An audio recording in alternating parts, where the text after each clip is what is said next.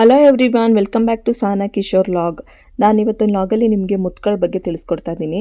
ಏಕೆಂದರೆ ಮುತ್ತಿನ ಸರನ 1 ಗ್ರಾಮಲ್ಲೇ ಮಾಡಿಸ್ಕೋಬೋದು ಅಂತ ಹಳೆ ವಿಡಿಯೋದಲ್ಲಿ ನಿಮಗೆ ತಿಳಿಸ್ಕೊಟ್ಟಿದ್ದೆ ಅಲ್ವಾ. ಆವಾಗ ತುಂಬ ಜನ ಕ್ವಶನ್ಸ್ಗಳನ್ನ ಕೇಳಿದ್ದಾರೆ, ಮುತ್ತುಗಳ ಬಗ್ಗೆನೂ ಕೂಡ ತಿಳಿಸ್ಕೊಡಿ ಅಂತ. ಹಾಗೆ ಕೆಲವೊಬ್ಬರಿಗೆ ಯೂಸ್ ಆಗುತ್ತೆ ಅಂತಲೇ ಈ ವಿಡಿಯೋವನ್ನು ಮಾಡ್ತಾ ಇದ್ದೀನಿ. ಮುತ್ತುಗಳಲ್ಲೂ ಕೂಡ 3 mm ಇಂದ 10 mm ವರೆಗೂ ಕೂಡ ಸೈಜಸಲ್ಲಿ ಮುತ್ತುಗಳು ಸಿಗುತ್ತೆ. ಹಾಗೆ ಇದರಲ್ಲಿ 2 ಥರ ಸಿಗುತ್ತೆ. ಒಂದು ಗೋಲ್ಡ್ ಕಲರ್ ಆಗಿರ್ಬೋದು, ಇನ್ನೊಂದು ವೈಟ್ ಕಲರ್ ಆಗಿರ್ಬೋದು. ಈ ಥರ 2 ಕಲರಲ್ಲಿ ಸಿಗುತ್ತೆ. ಹಾಗೆ ಸೈಜು ಅಷ್ಟೇ ಚಿಕ್ಕದಿಂದ ಹಿಡಿದು ದೊಡ್ಡದವರೆಗೂ ಕೂಡ ಇರುತ್ತೆ. ನಿಮಗೆ ಯಾವ್ದು ಇಷ್ಟ ಆಗುತ್ತೆ ಆ ಒಂದು ಸೈಜಲ್ಲಿ ನೀವು ತೊಗೊಂಡು ನಾನು ಹೇಳಿರೋಂಥ ಒಂದು ಡಿಸೈನ್ಗಳನ್ನ ಮಾಡಿಸ್ಕೋತೀವಿ ಅಂದರೆ ಆರಾಮಾಗೇ ಮಾಡಿಸ್ಕೋಬೋದು. ಹಾಗೆ ನೋಡಿ, ದಪ್ಪ ಇರೋಂಥ ಒಂದು ಮುತ್ತುಗಳನ್ನ ತೊಗೊಂಡು ನೀವು ಸಣ್ಣ ಸಣ್ಣದು ಗೋಲ್ಡ್ ಗುಂಡುಗಳನ್ನ ಹಾಕಿ ಸರಗಳನ್ನ ಮಾಡಿಸ್ಕೋತೀವಿ ಅಂದರೂ ಮಾಡಿಸ್ಕೋಬೋದು. ಅಥವಾ ಸಣ್ಣದು ಮುತ್ತುಗಳನ್ನ ತೊಗೊಂಡು ದಪ್ಪದು ಗೋಲ್ಡ್ ಗುಂಡುಗಳನ್ನ ಹಾಕಿ ಸರಗಳನ್ನ ಮಾಡಿಸ್ಕೋತೀವಿ ಅಂದರೂ ಮಾಡಿಸ್ಕೋಬೋದು. ಅಥವಾ ಫುಲ್ಲು ಮುತ್ತುಗಳನ್ನ ಪೋಣಿಸ್ಬಿಟ್ಟು ಮಧ್ಯೆ ಒಂದು ಗೋಲ್ಡ್ದು ಪೆಂಡೆಂಟು ಅಥವಾ ಒಂದು ದಪ್ಪ ಇರೋಂಥ ಒಂದು ಗುಂಡನ್ನ ಹಾಕಿ ಸರನ ಮಾಡಿಸ್ಕೋತೀವಿ ಅಂದರೂ ಕೂಡ ಮಾಡಿಸ್ಕೋಬೋದು. ಈ ರೀತಿ ಎಲ್ಲ ಸೈಜಲ್ಲಿ ಎಷ್ಟೆಷ್ಟು ಬರುತ್ತೆ ಅನ್ನೋದನ್ನು ಕೂಡ ನಾನು ಹಾಕಿದ್ದೀನಿ ನೋಡಿ. ಹಾಗೆ ನಾನು ಎಲ್ಲಿ ಮುತ್ತುಗಳನ್ನ ತೊಗೊಂಡೆ, ಹಾಗೆ ಆ ಒಂದು ಅಮೌಂಟ್ ಎಷ್ಟಾಯಿತು, ನಾನು ಯಾವ ರೀತಿ ಸರನ ಮಾಡಿಸ್ಕೊಂಡಿದ್ದೀನಿ ಅನ್ನೋದನ್ನು ಕೂಡ ಇದೇ ವಿಡಿಯೋದಲ್ಲೇ ತಿಳಿಸ್ಕೊಟ್ಟಿದ್ದೀನಿ. ಯಾರು ಕೂಡ ಸ್ಕಿಪ್ ಮಾಡ್ದೇ ನೋಡಿ.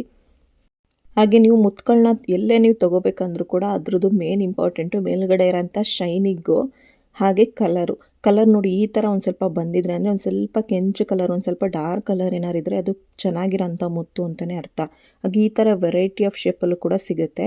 ನಿಮಗೆ ಇದನ್ನು ಉಪಯೋಗಿಸ್ಕೊಂಡು ನೀವು ಚೆನ್ನಾಗಿರೋಂಥ ಸರಗಳನ್ನ ಮಾಡಿಸ್ಕೋತೀವಿ ಅಂದರೂ ಕೂಡ ಮಾಡಿಸ್ಕೋಬೋದು.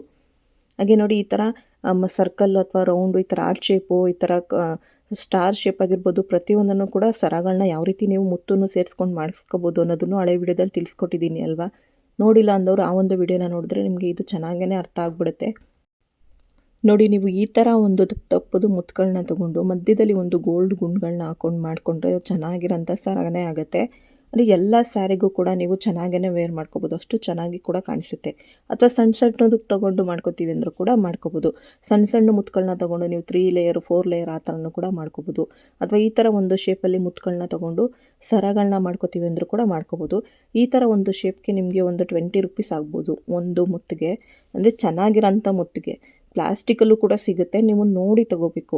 ಯಾಕೆಂದರೆ ಪ್ಲಾಸ್ಟಿಕ್ ಮುತ್ತು ಯಾವತ್ತಿದ್ರೂ ಸ್ವಲ್ಪ ವೈಟ್ ಕಲರೇ ಇರುತ್ತೆ, ಮೇಲ್ಗಡೆ ಶೈನಿಂಗು ಕಮ್ಮಿ ಇರುತ್ತೆ. ನೋಡಿ, ಇದು ಪ್ಲಾಸ್ಟಿಕ್ ಮುತ್ತೇನೆ, ಇದು ಮೇಲ್ಗಡೆ ಶೈನಿಂಗು ಕಮ್ಮಿ ಇದ್ದು ಸ್ವಲ್ಪ ವೈಟ್ ಕಲರ್ ಇದ್ದು ಕೆರೆದ ತಕ್ಷಣವೇ ಅಂದರೆ ಕೈಯಲ್ಲಿ ಹಿಂಗೆ ಉಗ್ರಲ್ಲಿ ಅದನ್ನು ಒಂದು ಸ್ವಲ್ಪ ಕೆರೆದ ತಕ್ಷಣವೇ ಅದು ಎದ್ಬಿಡುತ್ತೆ ಮೇಲ್ಗಡೆ ಇರೋಂಥ ಕೋಟಿಂಗು. ಆವಾಗ ನಿಮಗೆ ಗೊತ್ತಾಗ್ಬಿಡುತ್ತೆ ಇದು ಪ್ಲಾಸ್ಟಿಕ್ ಅಂತ. ನೀವು ಚೆನ್ನಾಗಿರೋಂಥ ಮುತ್ತನ್ನ ತೊಗೋಬೇಕಂತ ಹೇಳಿದ್ರೆ ನಾನು ತೊಗೊಂಡಿರೋ ಕಡೆ ನಿಮಗೆ ತೋರಿಸ್ತೀನಿ, ಬೇಕಾದ್ರೆ ಅಲ್ಲಿ ತೊಗೋಬೋದು. ನೋಡಿ, ನಾನು ಇಲ್ಲೇ ಮುತ್ತುಗಳನ್ನ ತೊಗೊಂಡು ನನ್ನ ಸರನ ಮಾಡಿಸ್ಕೊಂಡಿದ್ದು. ಇಲ್ಲಿ ನನಗೆ ನಾನು ತೊಗೊಂಡಿರೋಂಥ ಒಂದು ಸೈಜ್ ಬಂದು ಒಂದಕ್ಕೆ 10 ರೂಪಾಯಿ ತೊಗೊಂಡ್ರು ಇವರು. ನಾವು ಎಷ್ಟು ಪೋಣಿಸ್ಕೋತೀವೋ ಅದ್ರ ಮೇಲೆ ಇವರು ಅಮೌಂಟ್ನ ಲೆಕ್ಕ ಹಾಕ್ತಾರೆ. ನಾವು ಬೇರೆ ಕಡೆಯಿಂದ ಮುತ್ತು ಎಲ್ಲ ತಂದುಕೊಟ್ಟು ಪೋಣಿಸ್ಕೊಡಿ ಅಂತ ಕೊಟ್ಟರೆ ಬರೀ ಇವ್ರ ಚಾರ್ಜಸ್ 100 ರೂಪೀಸ್ ಆಗಿರುತ್ತೆ ಅಷ್ಟೇ.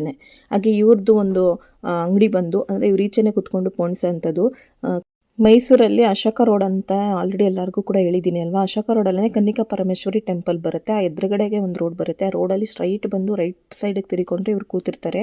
ಅಲ್ಲೇ ನಾನು ಈ ಒಂದು ಮುತ್ತುಗಳನ್ನ ತೊಗೊಂಡಿರೋದು. ನೋಡಿ, ಇದು ಪ್ಯೂರ್ ಮುತ್ತು. ನಾನು ಆಲ್ರೆಡಿ ಈ ಸರನ ಮಾಡಿಸಿ ಒಂದು 3-4 ವರ್ಷನೇ ಆಗ್ತಾ ಬರ್ತಾಯಿದೆ. ಒಂಚೂರು ಶೈನಿಂಗು ಕೂಡ ಹೋಗಿಲ್ಲ, ಏನೂ ಕೂಡ ಆಗಿಲ್ಲ ಸರ, ಅಷ್ಟು ಚೆನ್ನಾಗಿದೆ. ಹಾಗೆ ಕಲರ್ ನೋಡಿ, ಈ ಥರ ಒಂದು ಸ್ವಲ್ಪ ಡಾರ್ಕ್ ಕಲರಲ್ಲಿರುತ್ತೆ ಚೆನ್ನಾಗಿರೋಂಥ ಮುತ್ತಾದರೆ. ಅಂದರೆ ಪ್ಲಾಸ್ಟಿಕ್ ಏನಾದರೂ ಆಗಿದ್ದರೆ ಫುಲ್ಲು ವೈಟ್ ಕಲರೇ ಇರುತ್ತೆ, ಅದೊಂದರಿಂದನೇ ನಿಮಗೆ ಡಿಫ್ರೆಂಟ್ ಗೊತ್ತಾಗ್ಬಿಡುತ್ತೆ. ಈ ಒಂದು ಸೈಜ್ಗೆ ನಾನು 10 ರೂಪೀಸ್ ಕೊಟ್ಟಿದ್ದು ಒಂದಕ್ಕೆ. ನಾನು ಇದನ್ನು ಫುಲ್ಲು ಸರನೂ ಕೂಡ ಚೇಂಜ್ ಮಾಡಬೇಕು ಅಂತ ಅಂದ್ಕೊಂಡಿದ್ದೀನಿ, ಬಟ್ ನಾನು ಬ್ಯುಸಿ ಇದ್ದೆ ಅಂತೇಳಿ ಮಾಡಿಸಿಲ್ಲ. ಅದು ನೆಕ್ಸ್ಟು ಮಾಡಿಸಿದಾಗಲೂ ನಿಮ್ಮ ಹತ್ರ ವೀಡಿಯೋ ಶೇರ್ ಮಾಡೇ ಮಾಡ್ತೀನಿ. ಯಾರೆಲ್ಲ ಸಬ್ಸ್ಕ್ರೈಬ್ ಮಾಡದೆ ನೋಡ್ತಾ ಇದ್ದೀರೋ ಪ್ಲೀಸ್ ಆದಷ್ಟು ಸಬ್ಸ್ಕ್ರೈಬ್ ಮಾಡಿ, ಸಪೋರ್ಟ್ ಮಾಡಿ. ಈ ರೀತಿ ನೋಡಿ, ರೂಬಿನ ಮಧ್ಯದಲ್ಲಿ ಕೊಡಿಸಿ ಆ ಕಡೆ ಈ ಕಡೆ ಗೋಲ್ಡ್ ಗುಂಡುಗಳನ್ನು ಕೂಡ ಕೊಟ್ಟಿದ್ದೀನಿ ನೋಡಿ. ಹಾಗೆ ಮುತ್ತನ್ನು ಕೂಡ ಕೊಡಿಸಿದ್ದೀನಿ. ನಾನು ಈ ಸರನ ಆಲ್ರೆಡಿ ಹಳೆ ವಿಡಿಯೋದಲ್ಲಿ ಶೇರ್ ಮಾಡಿದ್ದೀನಿ, ಬಟ್ ಮುತ್ತಿನ ಬಗ್ಗೆ ಕೇಳಿದ್ದೀರಾ ಅಂಥೇಳಿ ಮತ್ತೆ ಈ ಒಂದು ಸರನ ನಿಮ್ಮ ಹತ್ರ ಶೇರ್ ಮಾಡ್ತಾಯಿದ್ದೀನಿ. ಹಾಗೆ ನೋಡಿ, ನೀವೇ ಇದನ್ನು ಮನೇಲಿ ಈ ಥರ ಒಂದು ವೈರ್ದು ದಾರನ ತೊಗೊಬಂದು ಈ ಥರ ಗುಂಡು ಮತ್ತು ಮುತ್ತು ಈ ಥರ ಒಳಗಳನ್ನ ತೊಗೊಂಡು ಈ ಥರ ಪೂಡ್ಸಿಸ್ಬಿಟ್ಟು ಇಲ್ಲಿ ಒಂದು ಗಂಟು ಹಾಕಿ, ಇದು ಥ್ರೆಡ್ದು ದಾರ ಬರುತ್ತೆ ಅಲ್ವಾ, ಅದು ಎಲ್ಲ ಕಡೆ ಸಿಗುತ್ತೆ, ಅದನ್ನು ಫಿಕ್ಸ್ ಮಾಡಿಕೊಂಡ್ರೆ ಮುಗೀತು. ನಿಮಗೆ ನೀವೇ ಸರನ ಮಾಡ್ಕೊಬಿಡ್ಬೋದು. ಬಟ್ ಮಧ್ಯೆ ಹಾಕಿರೋಂಥ ಒಂದು ಗುಂಡು ಮಾತ್ರ ದಪ್ಪ ಇದ್ದರೆ ತುಂಬಾ ಚೆನ್ನಾಗಿ ಕಾಣಿಸುತ್ತೆ, ಆ ಒಂದು ಶೇಪು ಚೆನ್ನಾಗಿ ಕಾಣಿಸುತ್ತೆ. ಸುತ್ತ ಎಲ್ಲ ಸಣ್ಣ ಇದ್ದು ಮಧ್ಯ ಮಾತ್ರ ಒಂದು ಸ್ವಲ್ಪ ಸೈಜು ದೊಡ್ಡದಿರೋದನ್ನ ಹಾಕ್ಕೊಳ್ಬೇಕು ಅಷ್ಟೇ. ನೋಡಿ, ಈ ರೀತಿ ನಾನು ಮಾಡಿಸ್ಕೊಂಡಿದ್ದು, ಅವ್ರ ಹತ್ರನೇ ನಾನು ಮಾಡಿಸ್ಕೊಂಡಿರೋದು, ನಾನು ಮನೇಲಿ ಮಾಡ್ಕೊಂಡಿಲ್ಲ. ನೀವೇನಾದರೂ ಮಾಡ್ಕೋತೀವಿ ಅಂದರೆ ನೀವೇ ಆರಾಮಾಗಿ ಮಾಡ್ಕೋಬೋದು. ನಾನು ಅವ್ರ ಪೋಂಡ್ಸ್ ಅವ್ರ ಹತ್ರನೇ ಈ ಒಂದು ಮುತ್ತುಗಳನ್ನ ತೊಗೊಂಡು ಮಾಡ್ಕೊಂಡಿರೋ ಅಂಥದ್ದು. ನೀವೇನಾದರೂ ಬೇರೆ ಕಡೆ ತೊಗೊಂಡು ಅಲ್ಲೇ ಮಾಡಿಸ್ಕೊತೀವಿ ಅಂದರೂ ಮಾಡಿಸ್ಕೋಬೋದು, ಅಥವಾ ನೀವು ಮನೇಲೇ ಈ ಥರ ಐಡಿಯಾ ಉಪಯೋಗಿಸಿ ಮಾಡ್ಕೋತೀವಿ ಅಂದರೂ ಕೂಡ ಮಾಡ್ಕೋಬೋದು. ಅದನ್ನು ಯಾವ ರೀತಿ ಮಾಡ್ಕೊಳ್ಳೋದು ಅನ್ನೋದು ಕೂಡ ವಿಡಿಯೋನ ಶೇರ್ ಮಾಡಿದ್ದೀನಿ, ಅದನ್ನು ಕೂಡ ನೋಡಿ. ನೋಡಿ ಈ ಸರ ಎಷ್ಟು ಚೆನ್ನಾಗಿ ಕಾಣಿಸುತ್ತೆ ಅಂತ. ನಾನು ಇದನ್ನು ಫುಲ್ಲು ರೂಬಿಗೇ ಮಾಡಿಬಿಟ್ಟು ಮುತ್ತಿನ ಸರನೇ ಬೇರೆ, ರೂಬಿ ಸರನೇ ಬೇರೆ ಈ ಥರ ಮಾಡಿಸ್ಕೋಬೇಕು ಅಂತ ಅಂದ್ಕೊಂಡಿದ್ದೀನಿ. ನೆಕ್ಸ್ಟ್ ವ್ಲಾಗಲ್ಲಿ ನಾನೇನಾದರೂ ಅದನ್ನು ಮಾಡಿದ ತಕ್ಷಣ ನಿಮಗೆ ಆ ಒಂದು ವಿಡಿಯೋನೂ ಕೂಡ ಶೇರ್ ಮಾಡ್ತೀನಿ. ಈ ಮುತ್ತು ನೋಡಿದ್ರೆ ನಿಮಗೆ ಗೊತ್ತಾಗ್ಬಿಡ್ತಾ ಇದೆ ಅಲ್ವಾ ಎಷ್ಟು ಶೈನಿಂಗ್ ಇದೆ ಅಂತ. ನೋಡಿ ಈ ಶೈನಿಂಗ್ ಇದ್ದರೆ ನಿಮಗೆ ಅದು ಚೆನ್ನಾಗಿರೋಂಥ ಮುತ್ತು. ಆಲ್ರೆಡಿ ಒಂದು 3-4 ವರ್ಷನೇ ಆಗ್ತಾಯಿದೆ ಇದನ್ನು ಮಾಡಿಸ್ಕೊಂಡು ನಾನು, ಬಟ್ ಏನೂ ಆಗಿಲ್ಲ, ಅಷ್ಟು ಚೆನ್ನಾಗಿದೆ. ನೋಡಿ ನಾನು ವೇರ್ ಮಾಡಿ ಕೂಡ ತೋರಿಸ್ತೀನಿ ಎಷ್ಟು ಚೆನ್ನಾಗಿ ಕಾಣಿಸುತ್ತೆ ಅಂತ. ನಾನು ಇದನ್ನು ಸುಮಾರು ಫಂಕ್ಷನ್ಗಳಿಗೆ ವೇರ್ ಮಾಡಿದ್ದೀನಿ, ತುಂಬಾ ಚೆನ್ನಾಗಿ ಕಾಣಿಸುತ್ತೆ. ಹಾಗೆ ಗೋಲ್ಡ್ ಗುಂಡ್ಗಳನ್ನ ಬೈ 950 ಮಿಲಿಗೆ ನಾನು ತೊಗೊಂಡಿರೋದು. ಒಂದು ದಪ್ಪ ಸೈಜಲ್ಲಿ ತೊಗೊಂಡಿದ್ದೀನಿ, ಇನ್ನೆಲ್ಲನೂ ಚಿಕ್ಕ ಚಿಕ್ಕ ಸೈಜಲ್ಲಿ ತೊಗೊಂಡಿದ್ದೀನಿ. ನೋಡಿ ಎಷ್ಟು ಚೆನ್ನಾಗಿ ಕಾಣಿಸುತ್ತೆ ಅಂತ. ಹಾಗೆ ಬರೀ ಮುತ್ತನ್ನೇ ಮಾಡಿಸ್ಕೊಂಡ್ರೆ ಅಂದರೆ ಮಧ್ಯೆ ಒಂದು ಗೋಲ್ಡ್ ಗುಂಡು ಹಾಕ್ಬಿಟ್ಟು ಆ ಕಡೆ ಈ ಕಡೆ ಫುಲ್ ಮುತ್ತಿದ್ರೆ ನೋಡಿ ಎಷ್ಟು ಚೆನ್ನಾಗಿ ಕಾಣಿಸುತ್ತೆ ಅಂತ. ಅಂದರೆ ಮಧ್ಯದಲ್ಲ ಸಣ್ಣ ಸಣ್ಣದು ಒಂದು ಗುಂಡು ಹಾಕಬೇಕು, ಒಂದು 4 ಮುತ್ತು, ಹಾಗೆ ಒಂದು ಗೋಲ್ಡ್ ಗುಂಡು, ಮಧ್ಯದಲ್ಲಿ ಮಾತ್ರ ದಪ್ಪ ಗುಂಡು ಹಾಕಿ ಒಂದು ಸರನ ಮಾಡಿಸ್ಕೋಬೇಕು. ಹಾಗೆ ಫುಲ್ಲು ರೂಬಿ ಕಲರಲ್ಲಿ ಮಣಿಗಳನ್ನ ತೊಗೊಂಡು ಮಧ್ಯದಲ್ಲಿ ಗೋಲ್ಡ್ ಗುಂಡುಗಳನ್ನ ಹಾಕಿ ಸರಗಳನ್ನ ಮಾಡಿಸ್ಕೋಬೇಕು ಅಂತಲೂ ಅಂದ್ಕೊಂಡಿದ್ದೀನಿ. ಆ ಒಂದು ಡಿಸೈನ್ ಯಾವ ಥರ ಬರುತ್ತೆ, ಹಾಗೆ ಎಷ್ಟು ಖರ್ಚಾಯಿತು ಅನ್ನೋದನ್ನು ಕೂಡ ತಿಳಿಸ್ಕೊಡ್ತೀನಿ. ಹಾಗೆ ನೋಡಿ ನೀವು ಈ ಥರ ಒಂದು ಪೆಂಡೆಂಟ್ ಥರನೂ ಮುತ್ತುಗಳನ್ನ ಯೂಸ್ ಮಾಡ್ಬೋದು. ಹಾಗೆ ನೋಡಿ 3 ಗ್ರಾಮಲ್ಲೇ ಈ ಒಂದು ಮುತ್ತಿನ ಸರನ ಮಾಡಿರೋದು.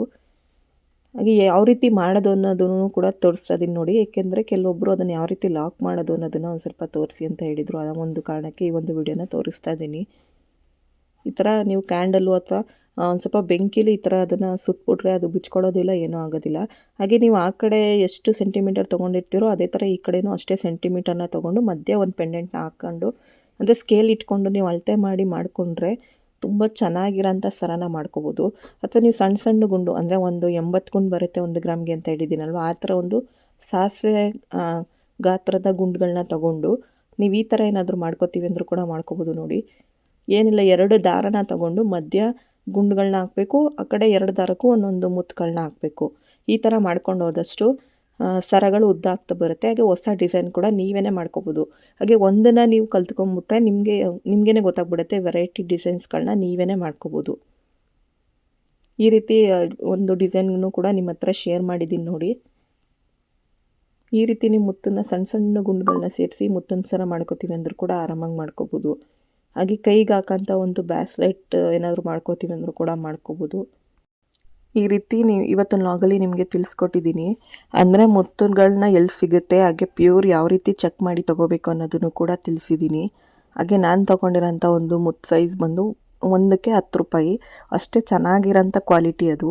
ನೀವೇನಾದ್ರು ದಪ್ಪ ತೊಗೋತೀವಿ ಅಂದರೆ ಒಂದು 15-20 ರೂಪಾಯಿ ಆಗ್ಬೋದು ಒಂದಕ್ಕೆ, ಅಥವಾ ಇನ್ನೊಂದು ಸ್ವಲ್ಪ ಸಣ್ಣ ತೊಗೋತೀವಿ ಅಂದರೆ 5 ರೂಪಾಯಿ ಕೂಡ ಆಗ್ಬೋದು. ನೀವು ಎಷ್ಟು ಮುತ್ತುಗಳನ್ನ ತೊಗೊಂಡಿರ್ತೀರೋ ಅದ್ರ ಮೇಲೆ ಅದ್ರ ಅಮೌಂಟು ಡಿಪೆಂಡ್ ಆಗಿರುತ್ತೆ ಅಷ್ಟೇ. ಅದನ್ನು ಕೌಂಟ್ ಮಾಡಿ ಅವರು ಅಮೌಂಟನ್ನ ಹೇಳ್ತಾರೆ, ಬಟ್ ಅವ್ರ ಪೌಂಡ್ಸೋ ಚಾರ್ಜಸ್ಸು ಬರೀ 100 ರೂಪೀಸ್ ಆಗಿರುತ್ತೆ ಅಷ್ಟೇ.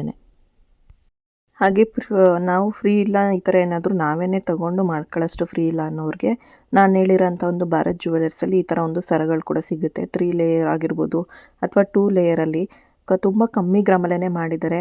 ಒಂದು 3 ಗ್ರಾಮಿಂದ ಹಿಡಿದು 5 ಗ್ರಾಮು 6 ಗ್ರಾಮ್ಗೆಲ್ಲ ಒಳ್ಳೆ ಚೆನ್ನಾಗಿರೋಂಥ ಮುತ್ತಿನ ಸರಗಳು ಸಿಗ್ತವೆ. ನೀವು ಅಲ್ಲೂ ಕೂಡ ಬೇಕು ಅಂದರೆ ಹೋಗಿ ತೊಗೋಬೋದು, ಒಳ್ಳೊಳ್ಳೆ ಕಲೆಕ್ಷನ್ಸ್ ಇದೆ. ಹಾಗೆ ಯಾವ ರೀತಿ ಇವಾಗ ಅಟ್ ಪ್ರೆಸೆಂಟ್ ಕಲೆಕ್ಷನ್ಸ್ ಇದೆ ಅನ್ನೋದನ್ನು ನೆಕ್ಸ್ಟ್ ವ್ಲಾಗಲ್ಲಿ ನಾನು ಶೇರ್ ಮಾಡ್ತಿದ್ದೀನಿ ವಿತ್ ಗ್ರಾಮ್ ಜೊತೆಗೇ. ಇಂಟ್ರೆಸ್ಟ್ ಇದ್ದವರು ಸಬ್ಸ್ಕ್ರೈಬ್ ಮಾಡಿಕೊಂಡು ಆ ಒಂದು ವಿಡಿಯೋನ ನೋಡಿ. ಹಾಗೆ ಈ ರೀತಿ ಪ್ರತಿಯೊಂದು ಡಿಸೈನ್ಸ್ಗಳ ಬಗ್ಗೆ ಆಗಿರ್ಬೋದು ಒಂದಷ್ಟು ಐಡಿಯಾಗಳನ್ನ ಕೊಡ್ತಾ ಹೋಗ್ತೀನಿ. ಆದಷ್ಟು ಸಬ್ಸ್ಕ್ರೈಬ್ ಮಾಡಿಲ್ಲ ಅಂದವರು ಮಾಡಿ ಅಂತೇಳಿ ಇವತ್ತು ವ್ಲಾಗ್ನ ಎಂಡ್ ಮಾಡ್ತಾಯಿದ್ದೀನಿ. Thank you.